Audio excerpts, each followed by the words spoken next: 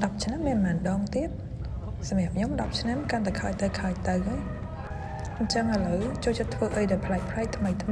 អ្វីដែលចង់ធ្វើចាប់ផ្ដើមធ្វើវាទោះបីថាតិចច្រើនហើយយ៉ាងហោចណាស់យើងបានផ្ដល់ឱកាសខ្លួនឯងក្នុងការធ្វើវាអញ្ចឹងណាចុះអ្នកទាំងអស់គ្នាឈប់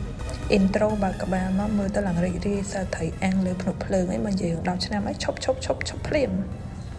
ហ្នឹងហើយទាំងអស់គ្នាថ្ងៃនេះចេញពីធ្វើការភ្លាមមិត្តភ័ក្តិខ្ញុំគេបានទៅស្ទូចថៃអីចឹងណាហើយខ្ញុំមួយមិត្តភ័ក្តិផ្សេងទៀតក៏ទៅតាមក្រោយ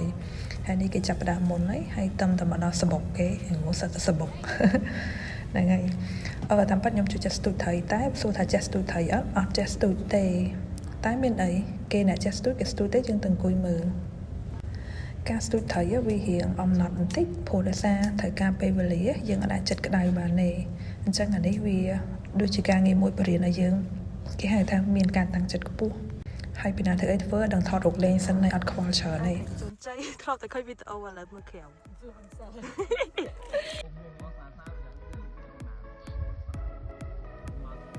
អានេះត្រូវជន់ជ័យបែអាំងឆ្អិនហើយអាមុនហ្នឹងឆៃហ្មងតែឥឡូវសាក់ខ្លួនទៅគឺបើចូលទៀត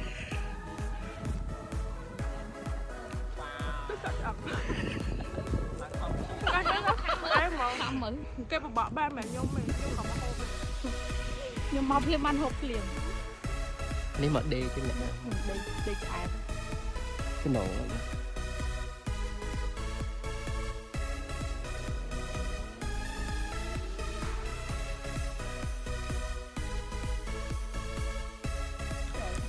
ចាំទៅស្គាល់ថែងណា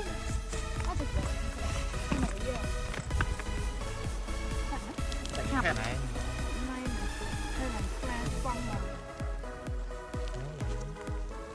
សាច់មីស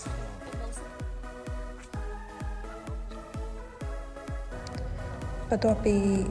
យើងញ៉ាំអីហើយយើងក៏ដាក់ស្ទូចមួយសាទៀតចឹងណាហ្នឹងហើយយើងមកមើលគេវត្តស្ទូចគេបបកបដាទៅហើយក៏ឆ្លៀតថតរូបថតអីលេងខ្លះទៅហ្នឹងហើយអាកាសធាតុពេលល្ងាចត្រជាក់ដែរព្រោះមុននោះវា